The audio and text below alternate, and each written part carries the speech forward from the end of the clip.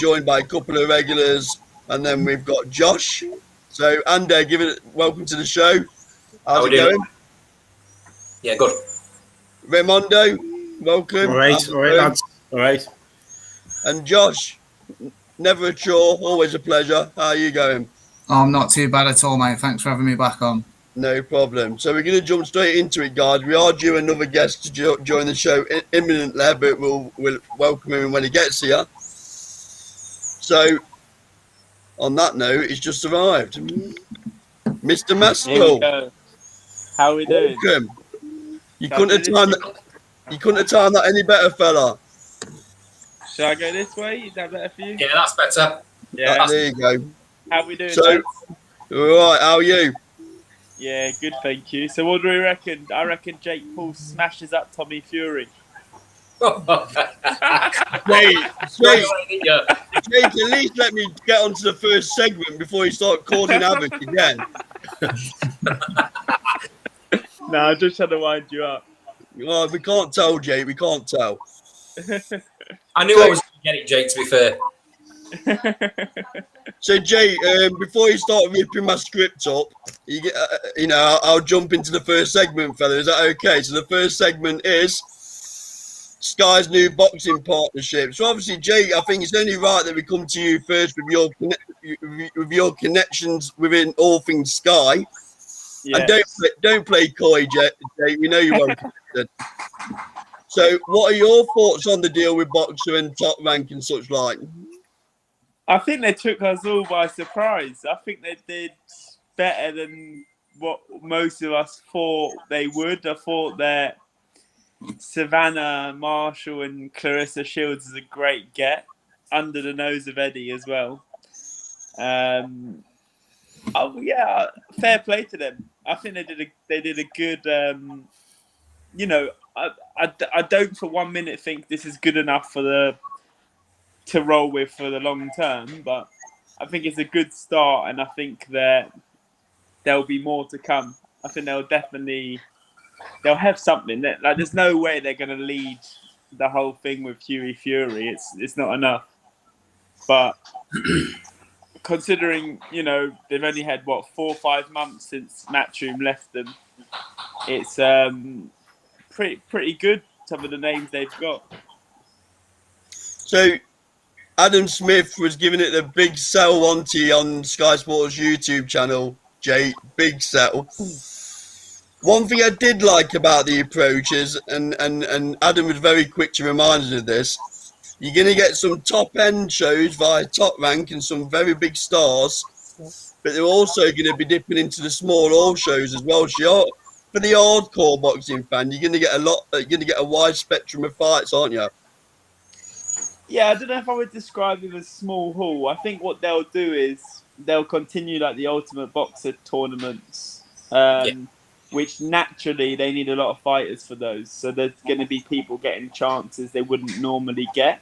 I think that's a good thing because, I think maybe one thing that Matchroom are a bit guilty of is that you're either in or you're out. Like if you're a boxer who's not in the you're not liked by Matchroom, then they don't often give people a chance. Every now and then they do. They pick somebody out, like Kane Baker springs to mind.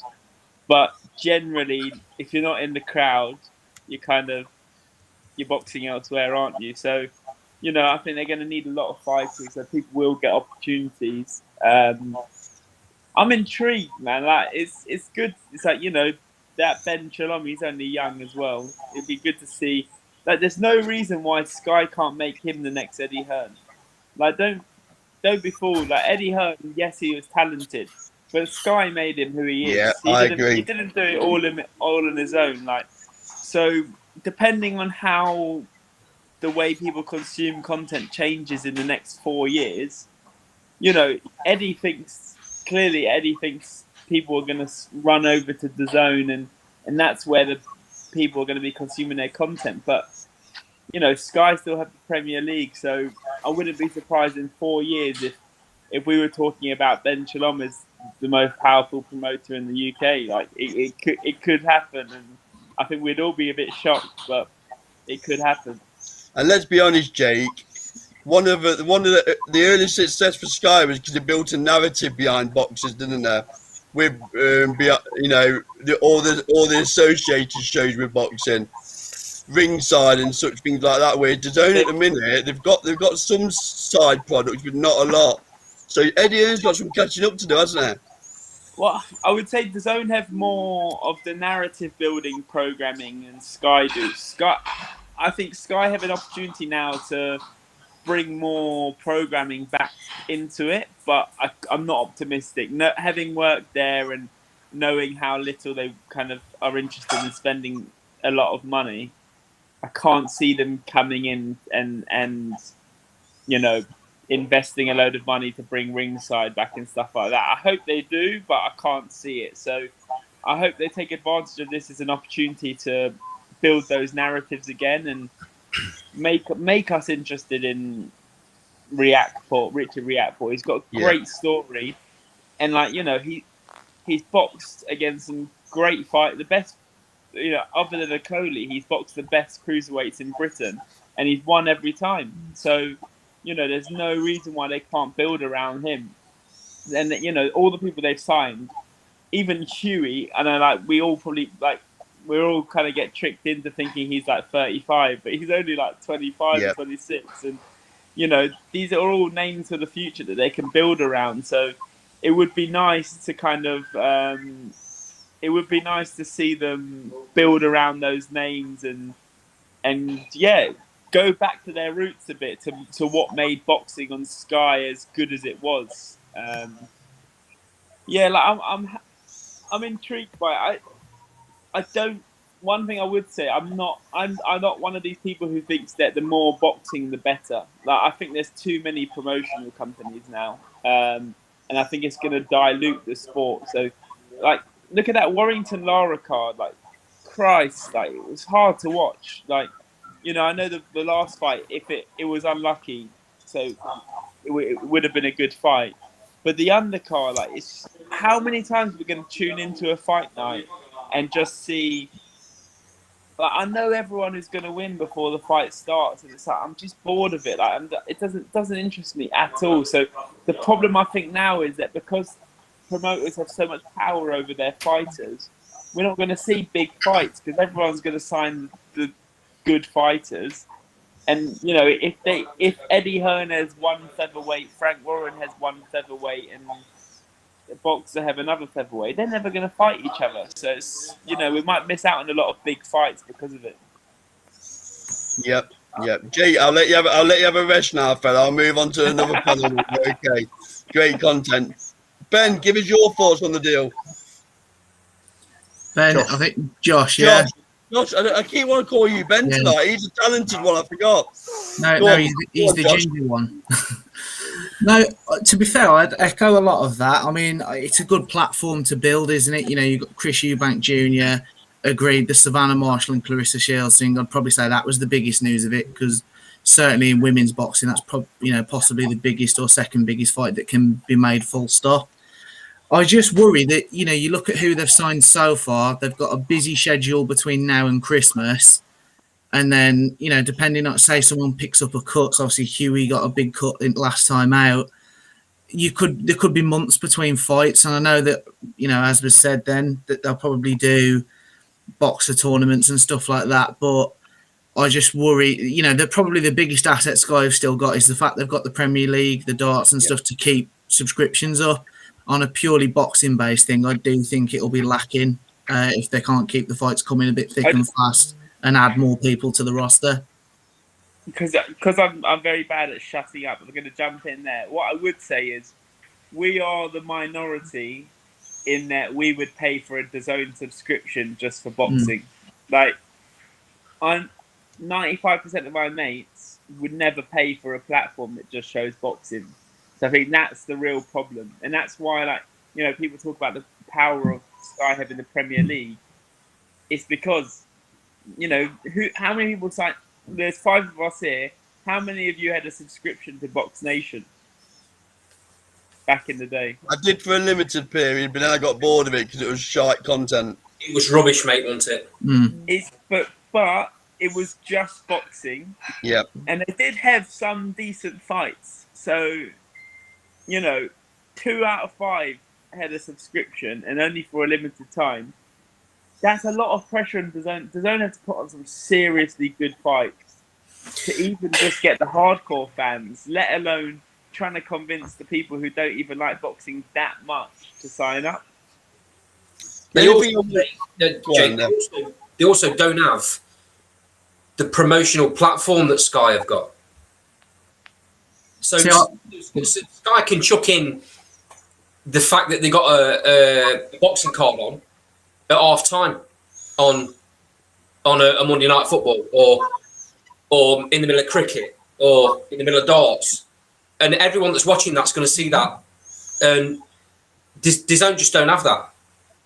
So the rumours are swirling are that DAZN are going to take over BT, which effectively there's no real value in them buying BT because BT Sport is a loss-making part of BT. BT use it for, to promote their other products, which make them a profit.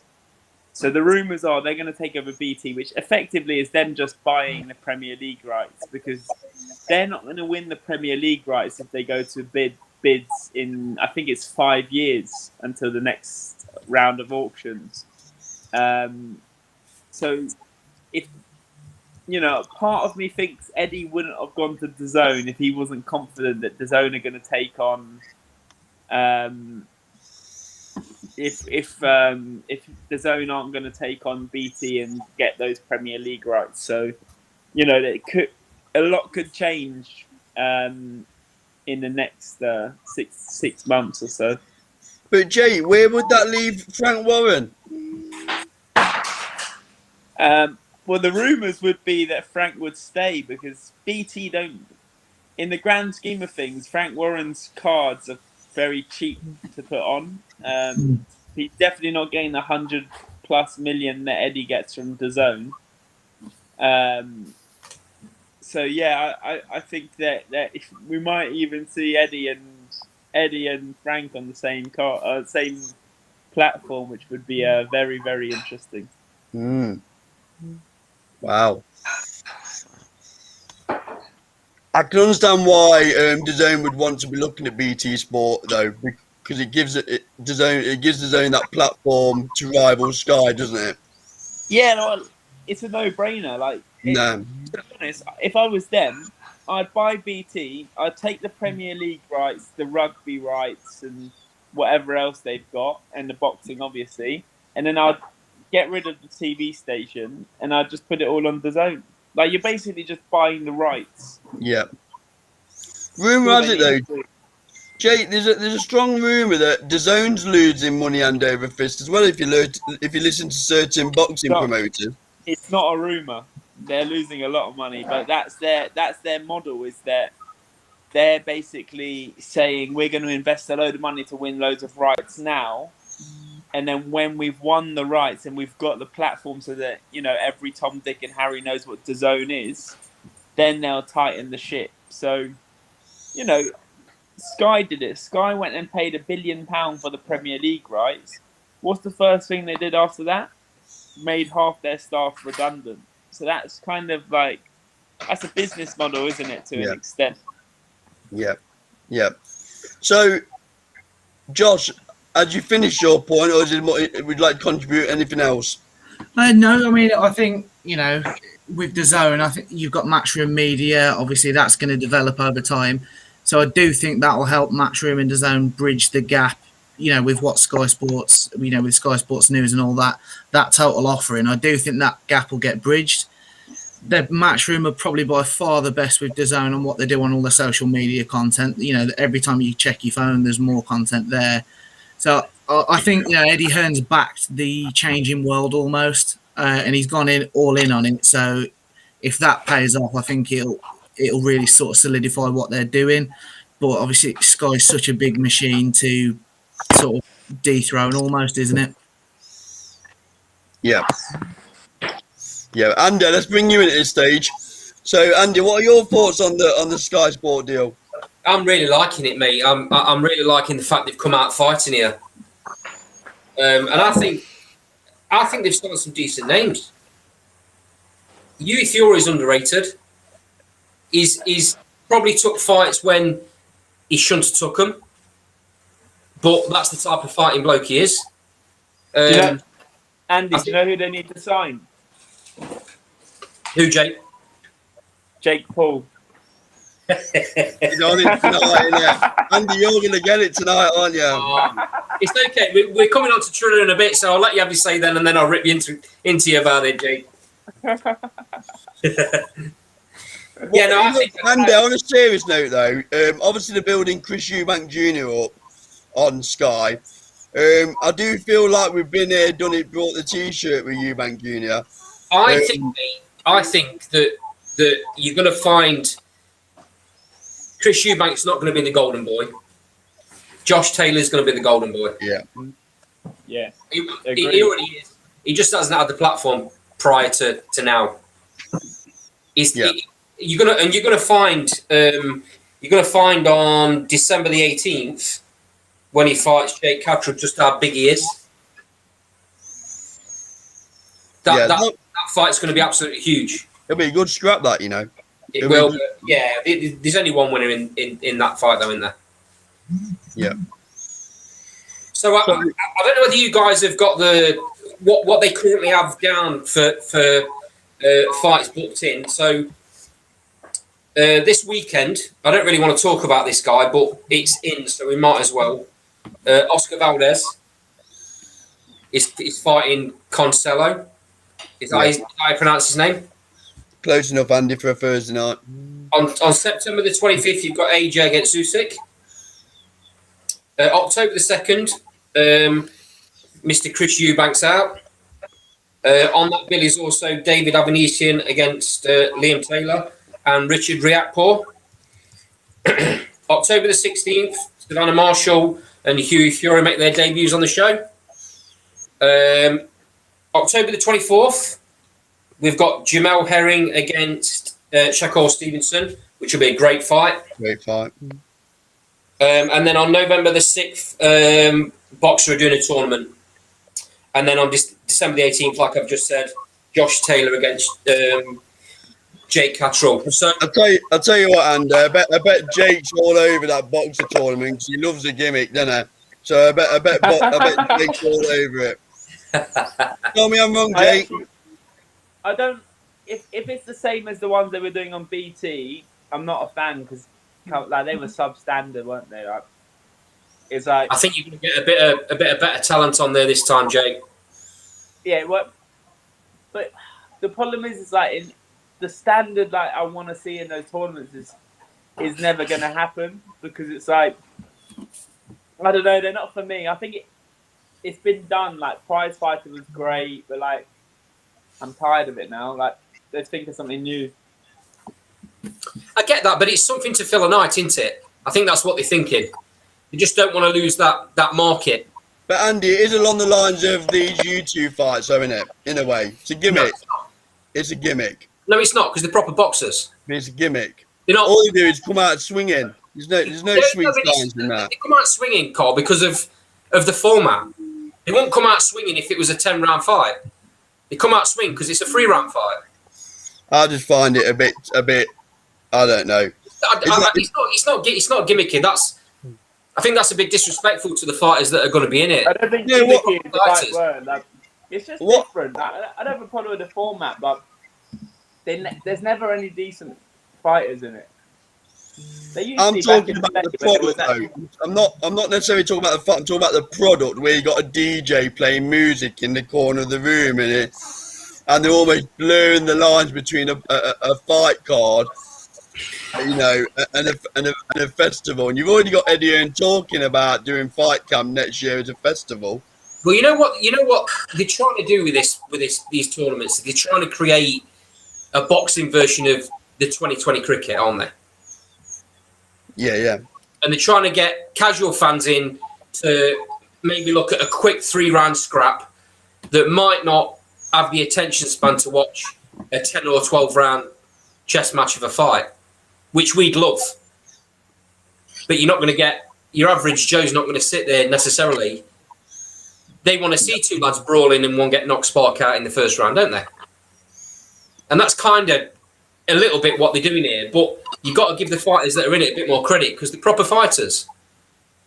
You know, they're not some YouTuber that likes drinking pop out of a trainer and then thinks he can throw a load of money at it, Jake, and get, and you know, pay people to take a dive. It's not one of them. No, I don't agree with Carl that it's a gimmick. I think that fight camp, these boxer tournaments, you know, they invite all these influencers down, and you know what they're trying to do. They've realised that there is a market that we've seen through the YouTube audience of my hero Jake Paul selling out a stadium in Texas. Texas or Cleveland. He sold out a stadium out there. So there is a market for these fans, but how are you going to attract them to the sport when there's just so much bollocks involved in this sport? You know, like that whole Oscar Valdez situation, like sums the whole thing up. Like we're going to talk about that in a minute, Jake. That's one of the topics. So what do you do to try and get these people in? You invite their favourite celebrities. You get a DJ. You advertise that, you know, a deal on the drinks, and you know, you partner up with a local nightclub. Anyone who bought a ticket to the fight goes to the local nightclub. Like, so I respect that they're trying to do something different and attract a new audience. And you know, you kind of got to do something to try and make your event stand out. So I think it is fair enough. And yeah, look, the boxing. I'm just getting me Oxford out, Jay. Looking for the definition of gimmicks. I think you might have just hit the nail on the head there. but you know, the difference between like this is like I was saying to someone the other day. Most kids now would rather listen to their favorite influencer talking about. So you know. Like they would rather listen to an influencer talking about a football match than a pundit who used to play for, let's say, I don't know, Arsenal v Chelsea. Yeah, they would rather listen to this famous Arsenal fan talking about the match than they would listen to some former player. Like it's a sad world, but that's the world we live in. Like. You know, put an influencer who's never been in the ring. People are more likely to listen to him than they are to the former boxer who's been around every block. I run social media for a living. I know I'm getting more views on the influencer clip than I am on the clip of the boxer, and that's my job is to get maximize reach. So if you give me an option between the two, who do you think I'm picking? The problem with that, Jake, though, is that's not going to give any longevity to the sport. So if you use that as in a boxing term, and you talk about whether it's more important to watch a proper fight than it is to watch a gimmick, that's not going to get any longevity. And those people that are watching that gimmick, like you just said, are only watching it because of who it is. They're not watching it because they want to watch boxing. They're just watching it because of the name of the person. I am quite torn, Amanda, because promoters aren't in this for anything other than to make money. I know they are. I'm not interested in promoters though, Jake. I'm interested in the boxing fans because at the end of the day, when it comes down to it, in 10 years' time, when these promoters are sat on a beach with their feet up, they're not interested in the longevity of the sport. Really, the boxing fans are though, and the real fighters are. But they're the fans that will lose out. The fans don't make the decisions though. They don't make the decisions, but if it weren't for the boxing fans, there wouldn't be a sport anyway.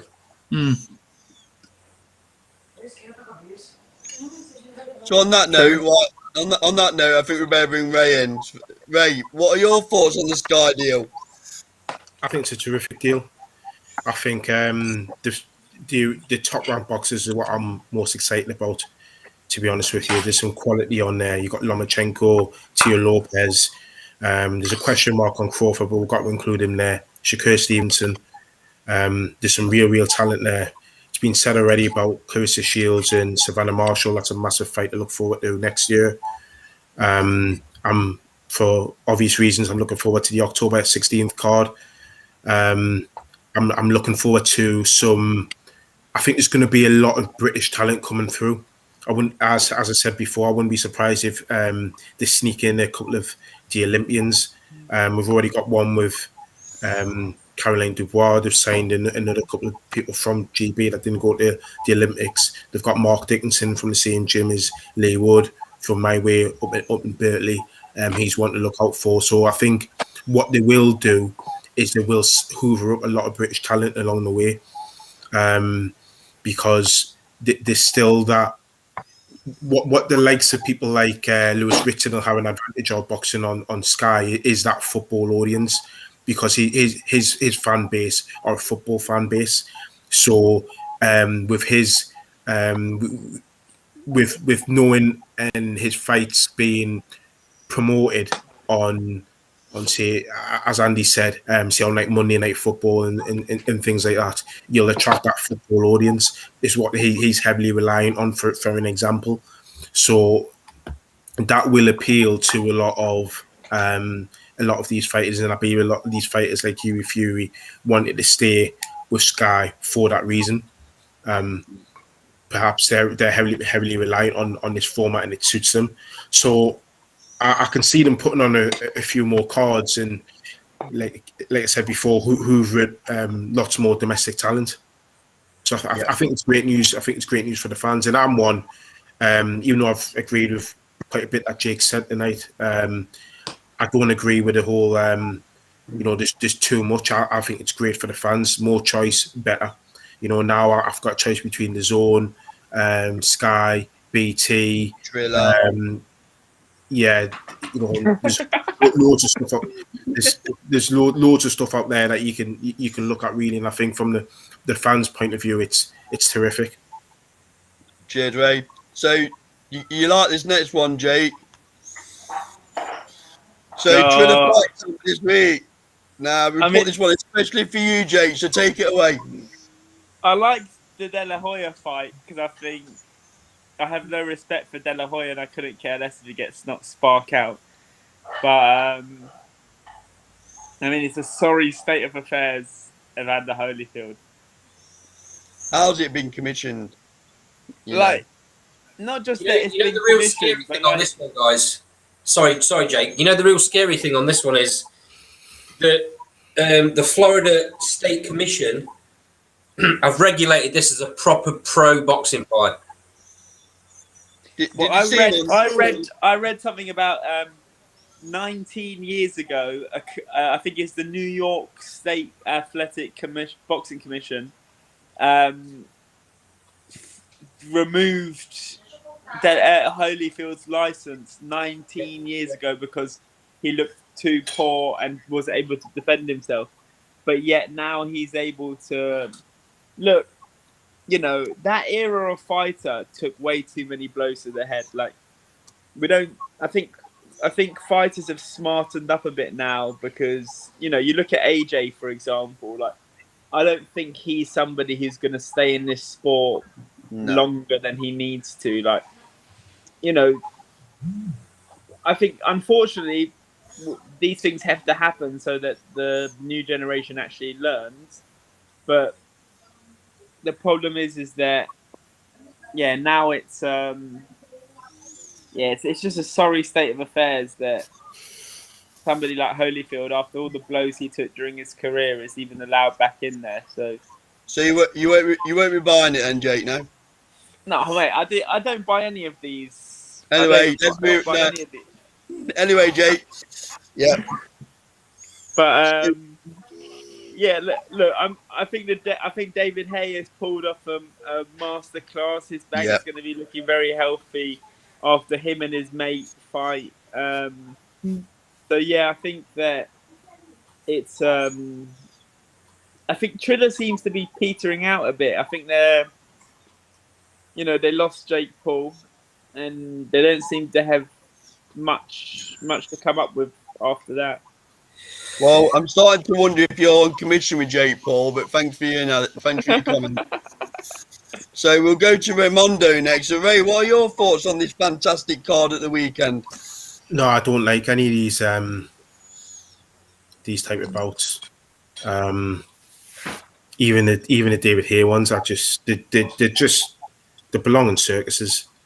Triller, are they still involved in the Lopez Cambosos fight?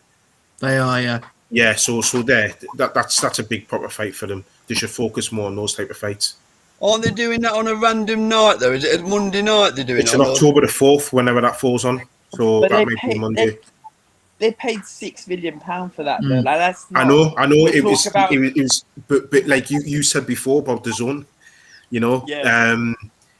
And we all know about how much Yildirim got paid for his defense But at least Canelo guarantees The numbers. subscribers. Like Yeah. Teofimo Lopez, and that, you know, he's a very hardcore man's fight, and that, you know, let's be honest, the Loma Lopez fight for a casual fan must have been so boring.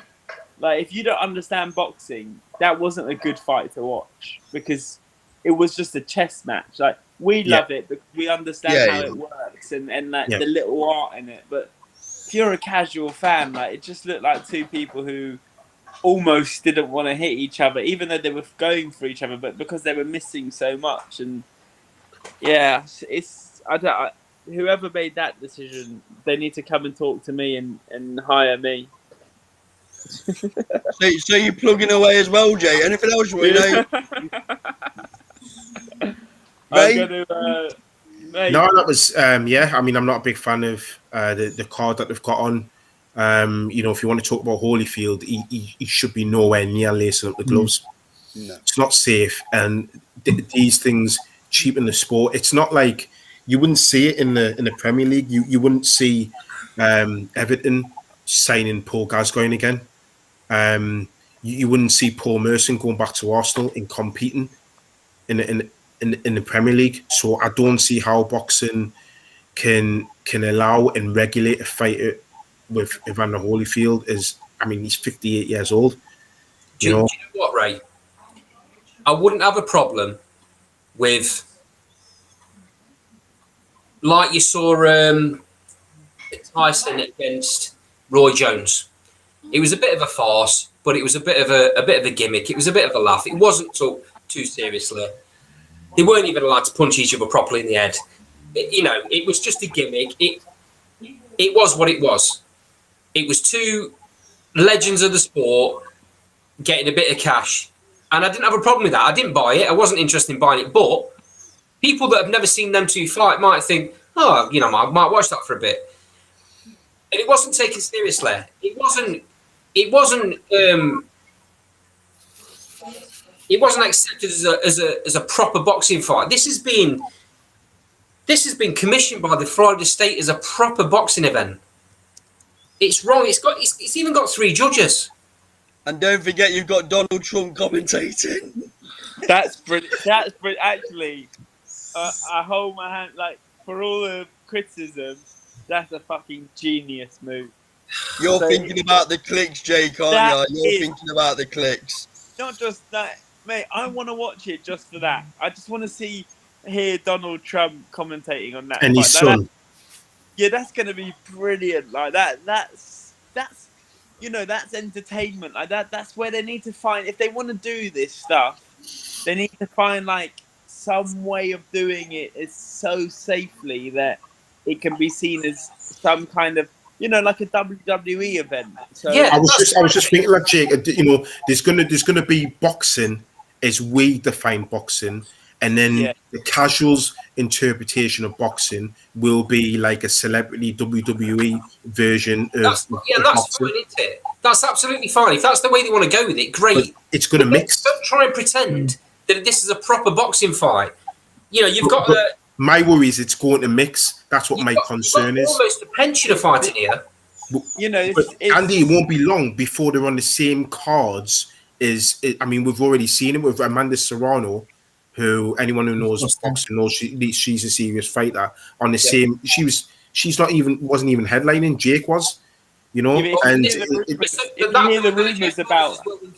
if you hear the rumors if the rumors are true about, Jake putting money up for their purses and how much money they earn, like, if I'm a fighter, I want to be on a fucking Jake Paul undercard because, look, like somebody said to me one day, it's a great thing to say. It's like, if you offered a boxer £1,000,001 to fight in your back garden, but Eddie Hearn offered them £1,000,000 to fight in a stadium in front of 90,000 people, the boxer would pick your back garden because they get the extra pound. I agree. I don't blame them. I don't blame them for that because ultimately you're getting punched in the head for a living. You know what? You can always go for the aside from Tommy Fury's opponent and Anthony Taylor said that wasn't true. You know what though, Jake? You know what though, mate? I do blame the fighters that take these fights because they're not thinking longevity for the sport. They're thinking about their back pocket right now. If you were getting punched in the face for a living, would you think I'm going to take 10 grand less because of the longevity of the sport? No. Come on, mate. You wouldn't. And that's a very romantic view, Andy. The prize fighting, it's all about the dollars. Come on, Andy, let's go. I'm waiting. Come on, come back at me. Jake's on it. Andy. Honestly, Jake, I think it's disgraceful, mate. I really do. But what they're doing is every time they take one of these fights, every time these boxers, I'll put Billy Joe Saunders in it as well. Anytime any of these boxers take a fight on an undercard for a YouTuber, they're putting a nail in the coffin of boxing. Okay, but if they're going to get a career high payday, why should they turn that down? Yeah. I tell you what, because you can pay your mortgage off with that. Like, I get the point. I understand what you're saying. Yeah. I just don't agree with it. But you it's can't, a business. Boxers shouldn't. If every boxer fought like that, they'd all be getting punched in the face for nothing. And as we see with people like Holyfield, there's serious damage. Like they are risking their lives going in that ring. They deserve to get paid every penny. And maybe if Andy Holyfield fought on a few more YouTube cards, he wouldn't have to be getting in the ring now. You don't need to. It's just the way it is. You know what, Jake? I could see it if you were talking about a up-and-coming fighter that wanted to get his profile out there with a different audience and earn himself some decent money. But when you're talking about Billy Joe Saunders, who at the time was a world champion, he don't need to be fighting on that card. It's not like he's not made any money in his career. See, I'm going to Go on, let's bring Josh in. Go on, Josh. I was going to say, I'd defend Billy Joe a little bit there because I hear you, Andy, and I agree with you. But that was when YouTube boxing was sort of first starting, and there was a lot of talk that the YouTubers will bring the casual viewers in, but if we put good fights on the undercard, it might keep them and retain the audience and overall grow the boxing audience. So Amanda Serrano being on the Jake Paul card was sickening, but with Billy Joe Saunders, in fairness, I do think there's I'm them a little bit. Yeah, but let's be honest, right? Amanda Serrano is happier on interview. She's buzzing about being on that card. So clearly that means she got paid well. That's the only reason she's buzzing, though, isn't it? Yeah, but also it did Billy Joe. Sorry, Jay. It did Billy Joe no harm in the end because he got the Canelo fight that he wanted. The fight would have happened anyway, Carl. That had nothing to do with the fact that he was fighting on an undercard for Jake Paul. No, but on the flip side of that, Andy, it didn't do him no harm. So all this damage that we're talking about, that it might cause a career and everything like that, it clearly doesn't. He got that fight for one reason, because Canelo wanted his belt. No other reason. But where was the damage then of him going on YouTube? There's no damage to him. It's not damaging him, is it? It's damaging the sport. Well, I'm just thinking. Andy, though, I really think you got to put yourself in the fighter's shoes, though. You've got to look at it from a fighter's perspective, and they're only in it. 95% of boxers are from a poor background. So when you're from a poor background, the one thing you want more than anything is to change the way that change your kids' future, so it's not the same as yours. So I see that. If you are going to get an extra 10 grand for the same fight, you're always going to take it. I would never begrudge them for that. You know what though, Jake? These are the same people though that in 10 or 20 years, when boxing's dead, if it carries on the way it is, these will be the same people that are making comments about the sport. What a shame the sport's died off. I can't wait for me and Andy to be sat ringside at Jake Paul's son versus Anthony Joshua's son in front of 90,000 people at Wembley. It's going to be a great day. I think the arthritis might have kicked in by then, though, Jake. So you know. So, right, I think we better move on, guys, because it's going to be a 4-hour show at this rate. So the next one's obviously going to cause as much topic of discussion again. So obviously, Oscar Valdez, should he be banned? So let's go with Josh on this one. Let's Josh kick off this one. Yeah, it should be banned 100%. It's disgusting. You know, I know there's this whole WADA and VADA and they've got different substances, but like if there's a substance that's banned with one organisation, it should be banned with them all. If you're caught with it in your system, it's quite simple. You're banned. And the fact that WBC have let him keep his belt is genuinely, it's just sickening. It shows how corrupt like the sport can be at times. You know, another doping thing. You know, Eddie Reynoso. Whoops. Right, Ray. While we try and get Josh back, a few technical issues. I think Jake's cutting wires or something. We'll move on to you, Ray. I was trying to cut Andy's, but I got Yes, you got the wrong one. Cut the green one. Cut the green one. Yeah, I mean, you can't argue with what Josh is saying there, really. There's not much more to add. I think what he was going to add is there's major question marks over Eddie Reynoso now and his stable of fighters. I believe this is the third occasion where a fight is being investigated or perhaps being caught doping, which is really worrying, and it questions, you know, his validity as a top coach, and also the pedigree and the wins of his boxers, the performances of his boxers. So there's major question marks on him, the boxers in his camp, and yeah, I do believe that the fight shouldn't be going ahead, or at the very least, Oscar should be stripped. That should go without saying. He should be banned and stripped. And Robinson Constanzaro should be fighting somebody for the vacant belt.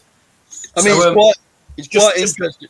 It's quite interesting, Ray, isn't it? The fact that he tested negative on July the 22nd, then tested positive on August the 13th, and then negative again on August the 30th. So, you know, and it allegedly came from green tea, I'm reading. Of course it did, yeah. Very green. Very green. So just to come in, friend of the show, Silvio, who we all know is Canelo's #1 fan. Not. He's put a comment in there saying all Reynoso / Canelo team should be kicked out of boxing.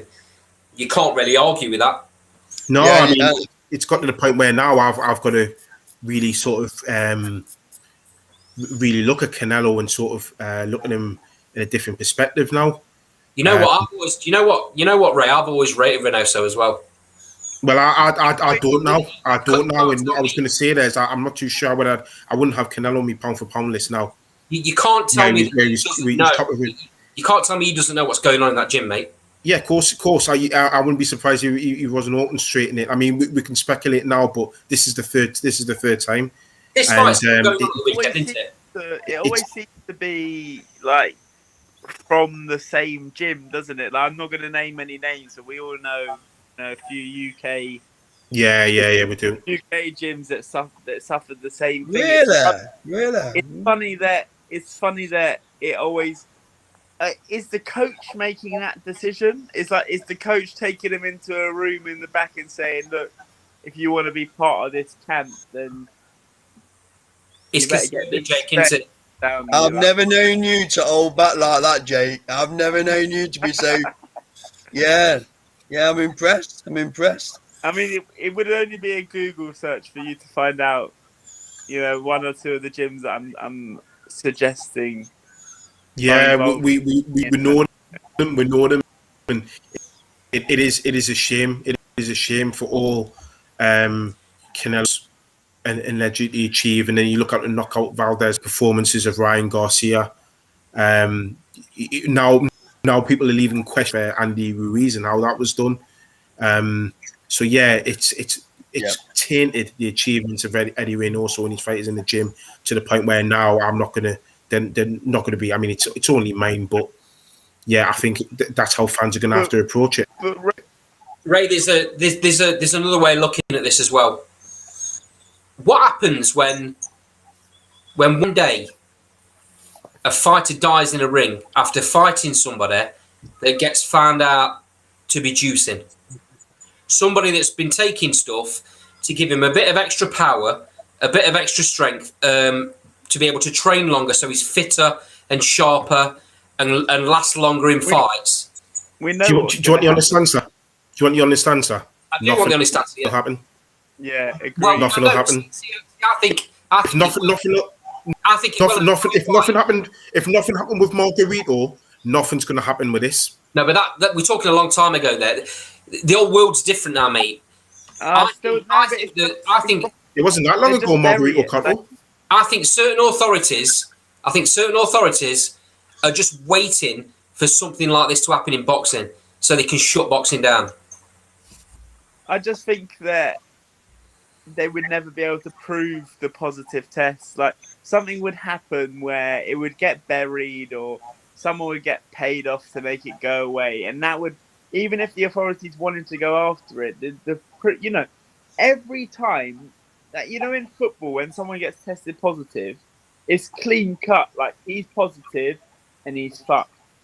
But in boxing, it's always like, why did we need to see a B sample from Dillian? Like, surely if you test positive, you're positive. Like, but it never seems to be that clean cut with boxing. Like, in the athletics, if you test positive, you're positive and nobody questions it. Like, yeah. But in boxing, it's like there's this and there's that and there's this and there's that. And it's like, why is it not just clean cut that, like, you're either positive and you're breaking the rules or you're not? And that's where no one will be able to come after boxing. I think what's going to happen to boxing, if you read before AJ's last fight with Pulev, some guy in the Times wrote a big front page headline saying, I'm not going to be watching the AJ fight because I can't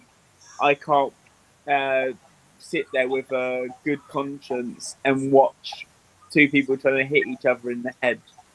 So that's, that woke culture, that's what's really going to kill boxing, because, they're even like, I read tweets sometimes saying that people shouldn't head a football in football training, like, because they're scared that in 60 years they might get dementia. Like, we can't live our lives in fear. Like, if you like boxing changes people's lives, and what would that guy would probably die sad, like, not sad, but like probably would have had a shit life, end up in a prison if he didn't have boxing.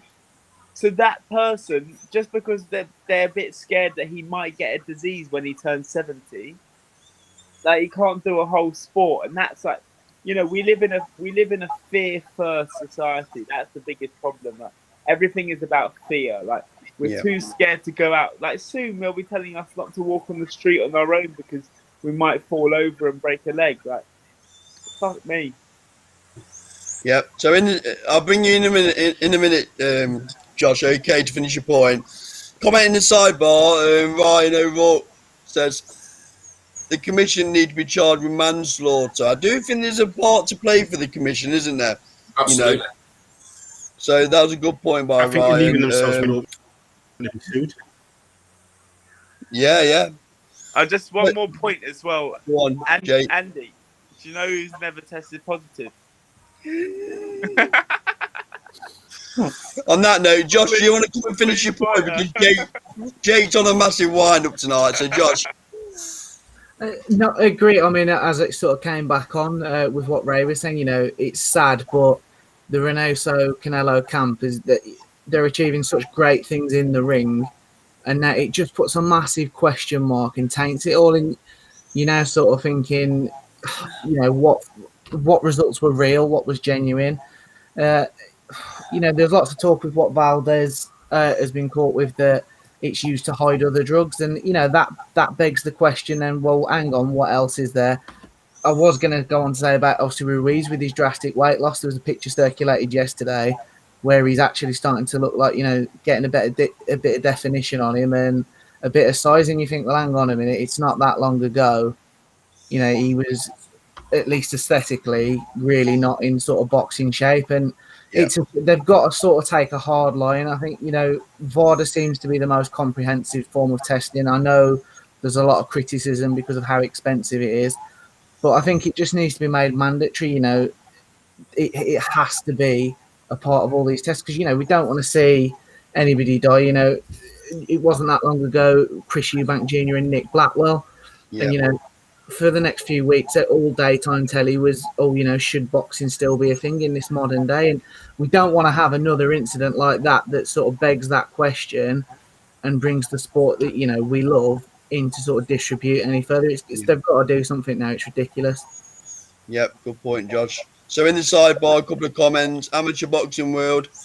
Eddie Earnage right. The testing bodies need to give the punishments only way to make them scared. And Rhino Rourke says, did Ryan Garcia really have depression or was he old enough to get peds out of the system? So that's a fucking interesting one, isn't it? Couple of interesting ones there. So we're going to move on from that segment, and the final one's in honour of you, Jake. So we've not had you on the show for a while, and not that as Nottingham lads want to milk this result, but obviously Lee Wood against Kanzu or Zukan, whichever way you want to call it these days, that is really doesn't really matter now. We've done this to death on the show, really. Me and Andy had a bit of a celebration after the card. May have been a few too many whiskies drunk when we did that. Yeah. Ray did go for Lee Wood, didn't you, Ray? You did say he would win. Josh, you fancied Lee Wood as well. We won't go on to your colleague who talked nonsense about Zukan winning. So, Jake, couple of questions. Did you watch the fight? Did you predict it? You're probably going to say you did now, knowing you, but did you predict it honestly?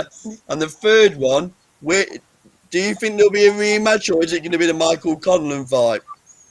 So, I watched the fight, of course. I always watch Lee's fights. I don't predict them. Watching Lee, Lee's a mate, so it's I find it very difficult to watch his fights. It's just horrible to watch. If I'm honest, it's a painful experience. So I don't get into the prediction stuff. I was confident because I thought, they call Kanzu the monster, but he's had 2 knockouts.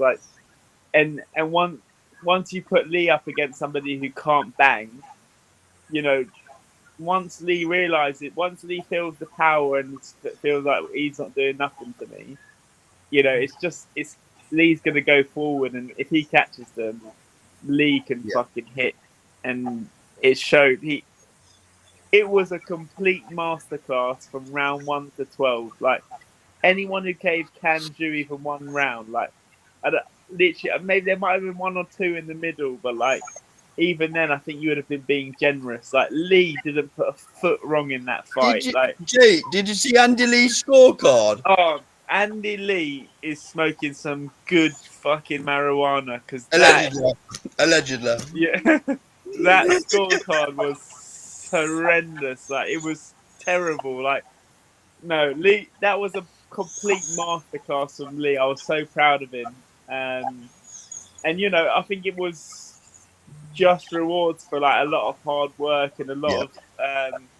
I remember I sent him a message that he sent me in, I think it was 2017, and it was when I had my boxing show in Nottingham, and he sent me a message saying, "Get me on the show because people forgot who I am." And I sent him that message after the win. I print screened it, and it just I just said to him look how far you've come in such a short space of time. He's a good guy, Jake. We've had him on here. We've had him on here twice. He's a good guy, isn't he? Such a good kid. And the only sad thing about it is that that should have been for the super title. Dead right. Load of bollocks that Santa Cruz is still has the super title. that fight was worthy of the super title, and you know there's a bit of that tint on it for Lee, but he's going to go on and have great fights. Do I think the rematch is going to happen? I've spoken to Lee, and Lee's pretty adamant that it is going to happen, but I think he's just putting his mind frame in there. That's the fight because that's what he needs to think like. But I mean, Jay, does Kanju really want to get back in there with fucking Lee? I don't think so. Listen to this for having some bollocks, though, Jake. We had Roberto Diaz on the channel. Me, Ray, and Ander told him to his face during an interview, and he took it well, to be fair. He did, he was great. That Lee Wood was going to beat Zucan.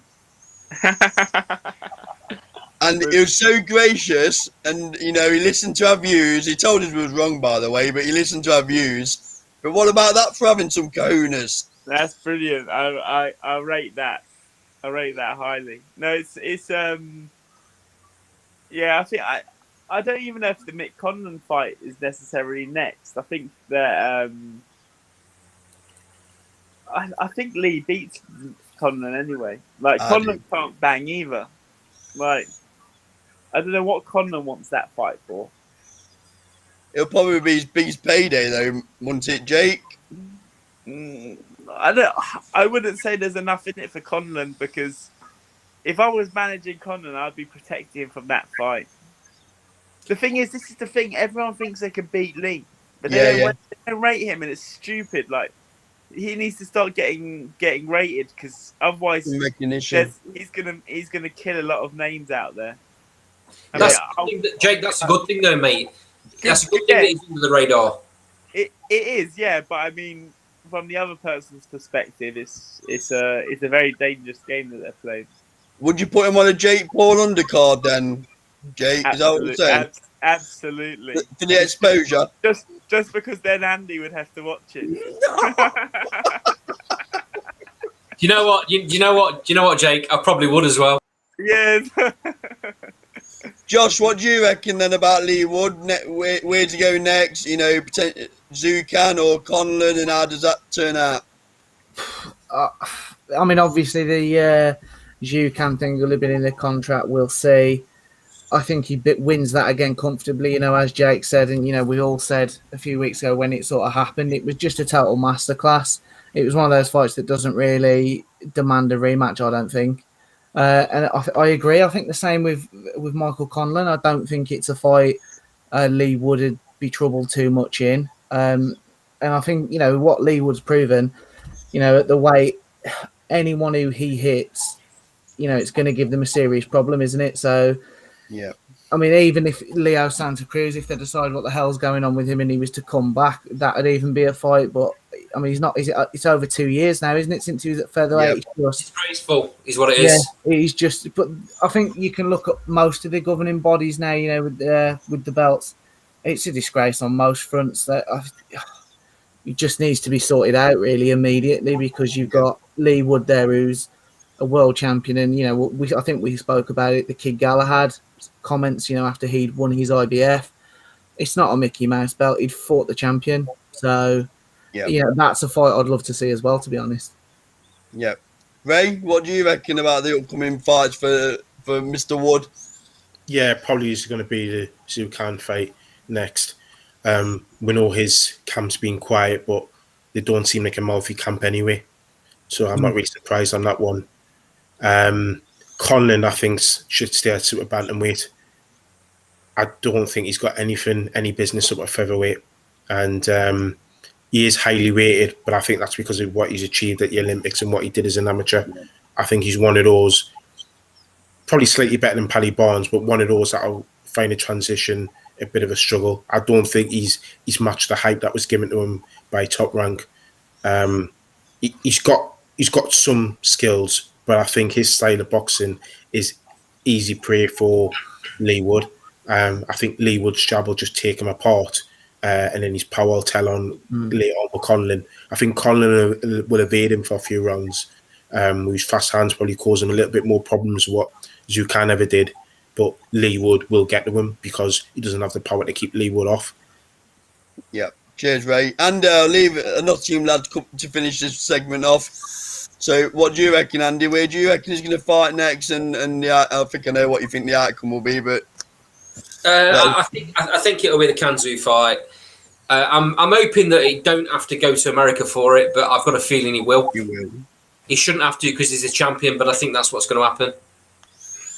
But it doesn't matter anyway because he wins it just the same way that he won this one.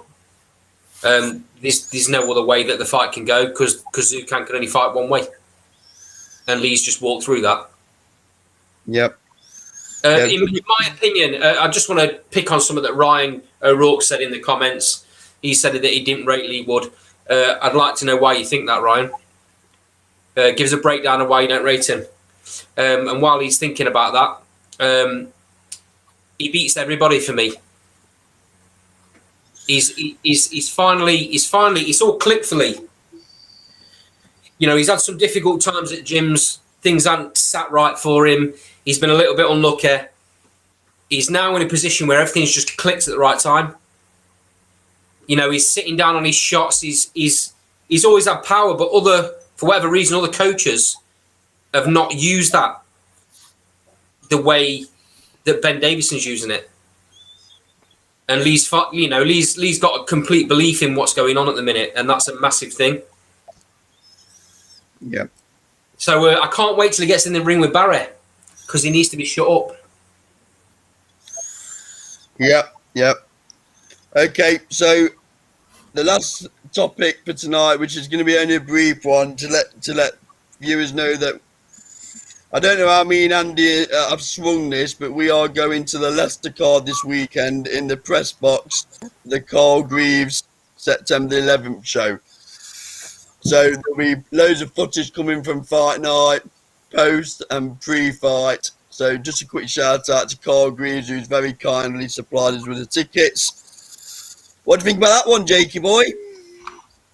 I'm surprised Andy wants to go because there aren't any influence. Proper fighter, Jake. That's why I want to go, mate. No, kids that have believed in boxing since they were young. I've been to a lot of Carl Greaves' cards. Always a great night. Always great cards. You have a lot of fun there. Bradley Dawes, my mate, he's fighting. Yep. Big comeback for him. You know, would have learned a lot of lessons in his last fight, and I'm excited to see him back in the ring. Yeah, lads, you'll enjoy it. It's down in Leicester, isn't it? And it is. I'll go on record as saying, Jake, that I think Carl Greaves is one of the most hard-working individuals in boxing. Yeah, you wouldn't be you wouldn't be far wrong if with that one. Look, Carl's great guy. And always puts on a good show. Yeah, so make sure you tune in. This is his first card after lockdown as well. I was at the last one. Was you? The last card before lockdown. It was like the night where it was like the last boxing event before lockdown. So there was no after that they just cancelled everything. You're not at Leicester then, Jake? No, I'm not. No. Sometimes I do. I go down there, but I'm in Nottingham the weekend after, so I didn't want to do 2 trips. Like I say, Andy would have bought you a pint, but you know, short arms and deep pockets and all that, Jake. So you might have got a pint of water. So on that note, guys, I'll bring it to an end. Okay, so big thanks to Jake. Jake, cheers for joining, fella. It's always a pleasure to have you on. Great content again. Always a pleasure. Josh, cheers for coming, fella. Really appreciate it. Ray, thanks for coming on, fella. And thank you very much. Thank you for all the comments in the sidebar. Brilliant activity in the sidebar again. Same time next week, Thursday 9 p.m. We'll see you next week. See you, lads.